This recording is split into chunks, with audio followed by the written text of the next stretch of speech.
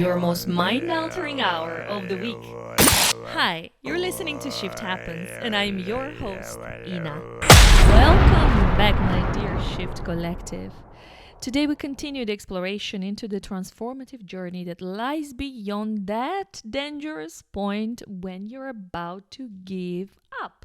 You know that point. We've all been there before when you're thinking, oh, I cannot get on with this. I am going to quit. I cannot do this. But if you're just joining us, in the previous episode, we delved into the profound process of the creative emergence that takes place when we work through obstacles. So we looked at how challenges are not redirects, but that they are actually the way.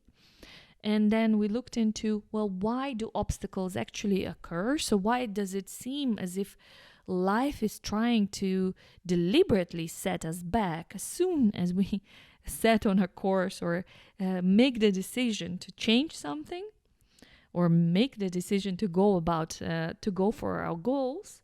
Why is it that we're suddenly encountered by challenges? Why do 70% of all change management projects fail? Why is the path to success paved with failure or obstacles? So, then we looked into, well, what happens when we transcend those challenges? Today, we embark on the next stopover on this conversation. And perhaps you can grab a nice cup of tea or something delicious to drink. And hopefully you're in some beautiful place where the sun is shining, skies are blue, and summer is a joyous place to be. So in the previous episode, we highlighted the power of intention setting specifically. And we drew from organizational sciences where we compared intention setting to goal setting. And I like to make this parallel to change management, to transformation, and organizational and behavioral sciences, because this is the background, my professional background. This is my, how do they call it? Area of genius or, well, you probably know what I mean. So just as a car needs a GPS direction in order to guide us where to drive, or we need a destination in order to know how to set or where to set the sail to, we need a clear and positive intention or goal to guide our creative process. And we discussed that the unconscious mind is a master of balance and compensation. This is a critical one. So we need to be aware of that when we're crafting our intentions or when we're crafting our goals. So more than just being specific, more than just being simple in the way we're framing our intention, it is more important to be aware that each desire has its equal dichotomy or equal opposition. So on the one hand, it's not just about saying what we want, but truly getting to the essence what we're aiming for. And then in addition to that, not just looking at what we want, but trying to predict what kind of opposition is our unconscious mind going to set us up as soon as we make that decision or that intention or that goal. So if you are needing a quick reminder, or perhaps you haven't listened to that episode and want to hear a guideline for setting intentions, please go ahead to the previous episode, the one before this one, where I share a very quick and easy process into how you can really craft a perfect intention, whether you need it for your day-to-day life or whether you need it for work or for goal setting or perhaps for psychedelic journey. Whatever it is that you need it for, it's there for you. What we also did, we introduced a plot twist to our journey. So we looked again at the power of opposites. So we spoke about, how the conscious mind thrives on polarities. We understand that the day is met by the night, that the sun follows the moon, that for each up there is a down. Now, this is in our conscious awareness, this is how we function. When it comes to the unconscious mind, in its wisdom, our unconscious is always going to seek to balance the opposition out. So our unconscious, in its own organic nature, has the inherent trait of compensation. So it's kind of you can think of it like a cosmic dance between the yin and the yang, or between the light and the shadow. So yeah, indeed, when we are setting an intention, it's crucial to consider its opposition. And this is not so much about hedging our bets, but about acknowledging the totality of our desires. It's about embracing the opposite as we tap into that innate equilibrium seeking nature of our unconscious mind. And this is where all this, new age philosophies are talking about, that we are abundant and that we're drawing from this totality and wholeness that is fully abundant and is always present, omnipresent, and so forth. Well, this is basically the nature of our unconscious mind. It's wholesome and equilibrium seeking.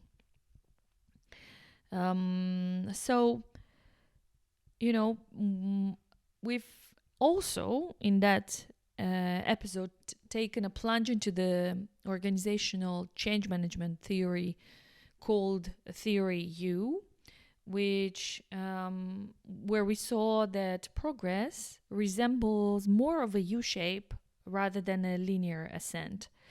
So starting from the top of the U, we descend into the emptying process, shedding all the layers of conditioned thinking that are no longer serving, and it's at the bottom of the U where we are met in the open field, or by the open field of creative potential, which is ready to co-create with us and ready to help us with the access to the collective intelligence if we remain open. So this theory isn't just a concept, and if you want to hear more about it, again, it's detailed in the previous episode. This theory is in essence a roadmap to our transformation. We made a parallel to a field where many of you, or at least a little bit less than 50% of the world's population, are very familiar with, and this is the profound process of childbirth.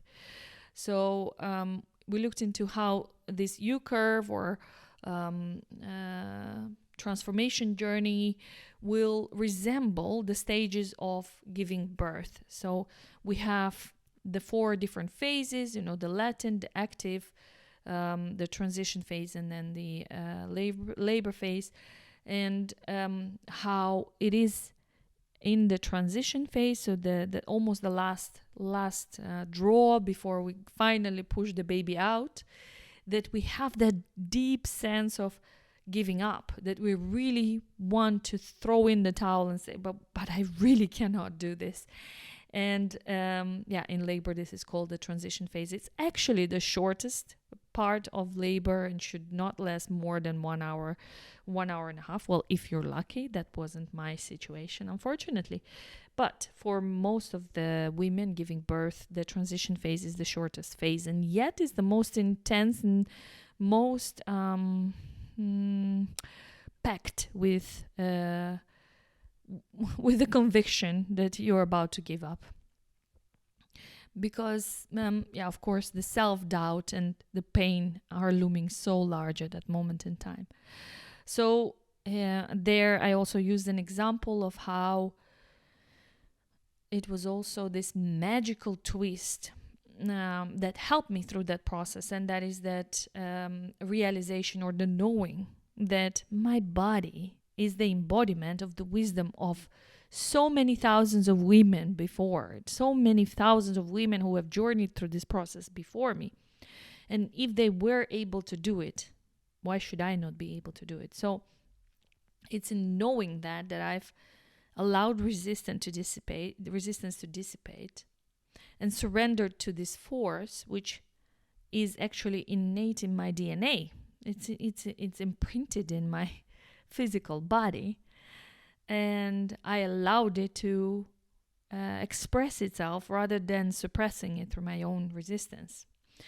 So today in this episode, we look into how do we embrace the power of opposition, and how do we learn to use challenges as resources for purposes of generative creation. So in essence, we're kind of demystifying the law of attraction. We ended the previous episode on the notion that the unconscious has compensatory nature when it comes to the biases of the ego.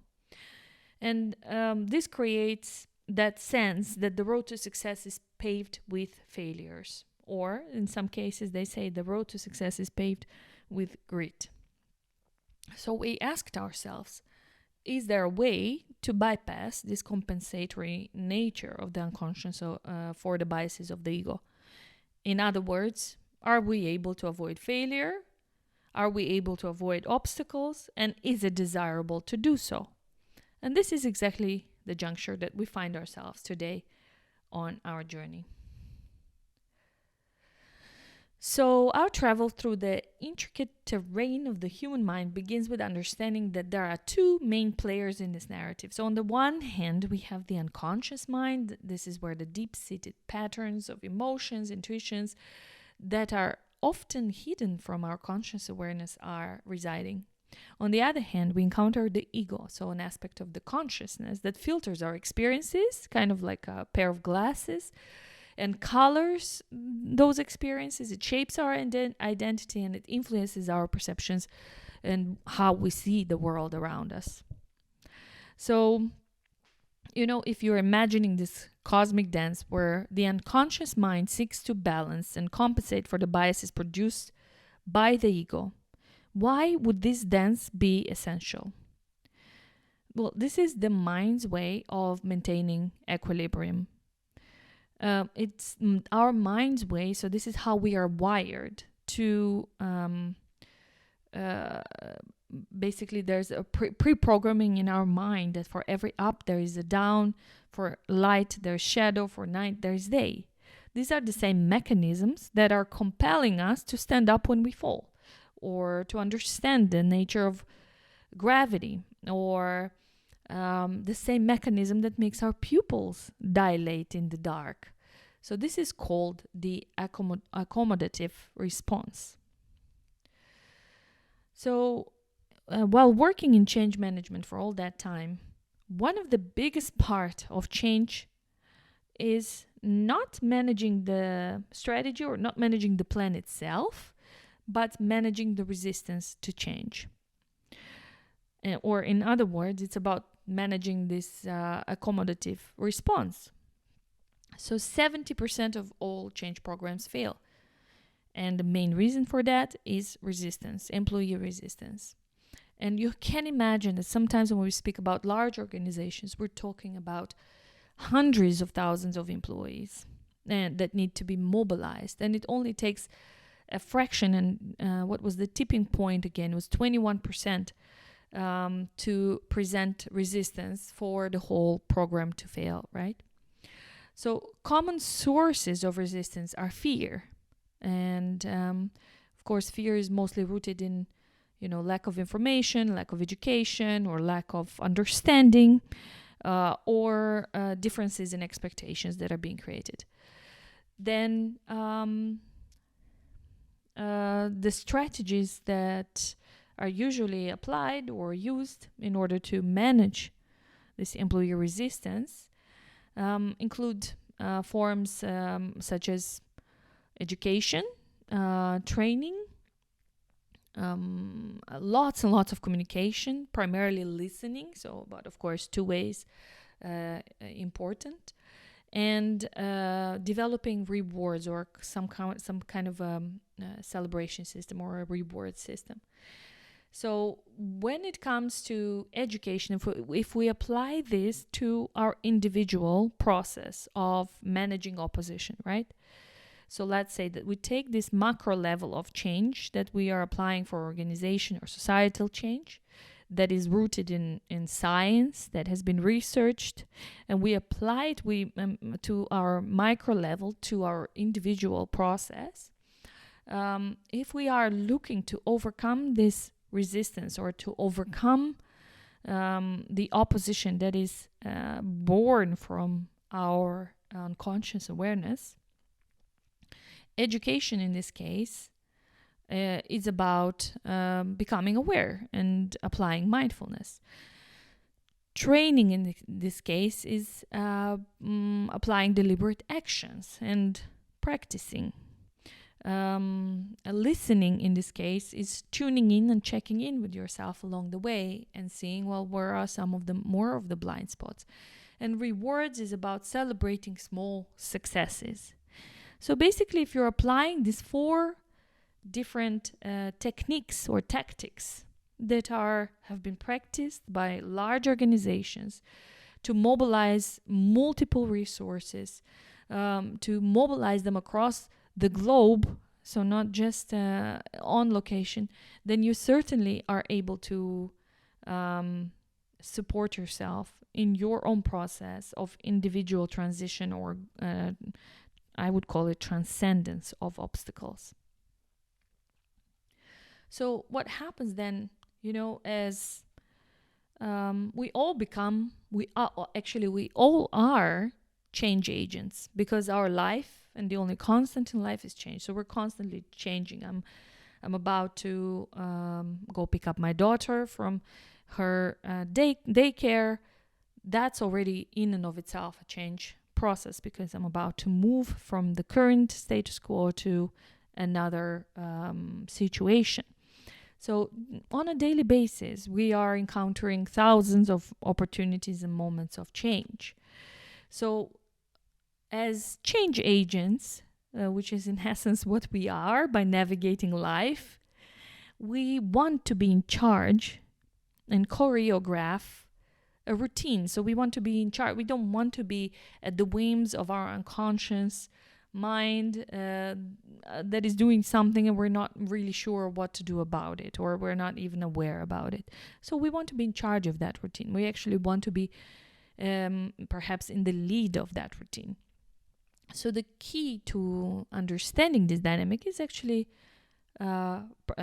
fairly straightforward. Is about becoming aware. So the process of bringing to the conscious awareness both aspects of our mind, so both the conscious and the unconscious, which is in Jungian psychology known as the revelation of the ego, or the process of individuation, so making friends between the 2 different types of awarenesses and between the 2 different types of consciousness. And in coaching, they say awareness is 80% of the work. So if you have done the deliberate act of writing down your intentions and then going through the possible obstacles that you're about to encounter, you're actually already 80% done with the work that is required for your transformation. So, we are becoming aware of the intentions, we are becoming aware of the compensatory patterns of the unconscious, and we're also becoming aware of the biases that are produced by our ego. So awareness in this sense is acting as a bridge, allowing us to see beyond the surface and dive into the depth of our mind's working. When we shine the light of awareness into our biases and these compensatory effects, we create the opportunity for conscious choice. So it's not about bypassing. The question was, should we bypass our challenges? Should we bypass our obstacles? It's not about bypassing. It is about integration, or embracing.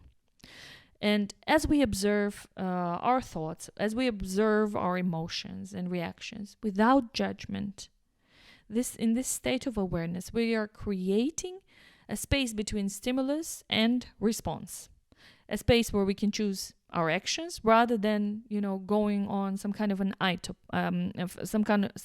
autopilot.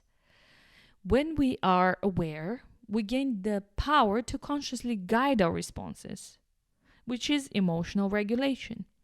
and potentially reshape the dynamic between the unconscious and the ego.